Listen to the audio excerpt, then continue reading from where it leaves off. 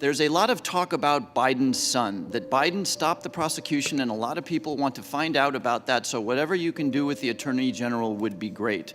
Biden went around bragging that he stopped the prosecution, so if you can look into it, it sounds horrible to me. Mr. Kent, when you hear those words, do you hear the president participating in or requesting a thoughtful and well-calibrated anti-corruption program? I do not.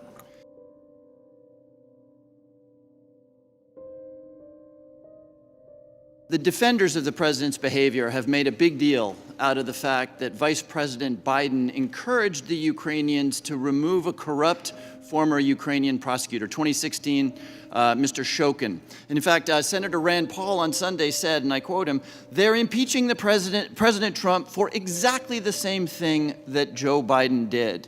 And I had gotten a commitment from Poroshenko and from Yatsenyuk that they would take action against the state prosecutor, and they didn't.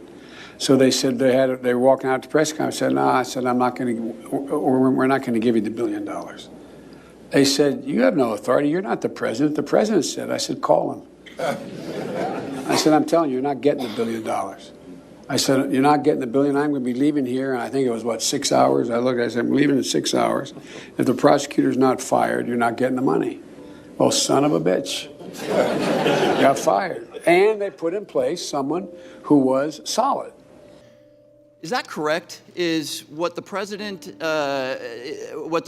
did in his phone call and what Joe Biden did in terms of Mr. Shokin, are those exactly the same things? And if not, how are they different? I do not think they are the same things. What former Vice President Biden requested of former President of Ukraine, Poroshenko, was the removal of a corrupt prosecutor general, Viktor Shokin, who had undermined a program of assistance that we had spent, again, U.S. taxpayer money, to try to build an independent investigator unit to go after corrupt prosecutors. And there was a case called the Diamond Prosecutor case in which Shokin destroyed the entire ecosystem that we were trying to help create. The investigators, the judges who issued the warrants, the law enforcement that had warrants to do the wiretapping, everybody to protect his former driver who he'd made a prosecutor. That's what Joe Biden was asking, remove the corrupt prosecutor. So Joe Biden was participating in an open effort, established whole of government effort to address corruption in Ukraine. That is correct.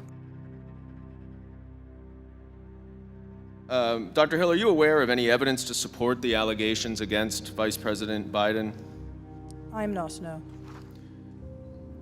And in fact, Mr. Holmes, the former Prosecutor General of Ukraine, who Vice President Biden encouraged to fire, was actually corrupt, is that right? Correct. And was not pursuing corruption investigations and prosecutions, right? My understanding is the Prosecutor General at the time, Shokin, was not at that time pursuing investigations of Burisma or the Bidens.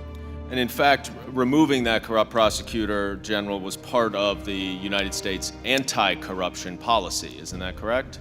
That's correct, and not just us, but all of our allies and other institutions that were involved in Ukraine at the time. Mr. Kent, as you look at this whole mess, Rudy Giuliani, President Trump, in your opinion, was this a comprehensive and whole of government effort to end corruption in Ukraine? Referring to the requests in July? Exactly.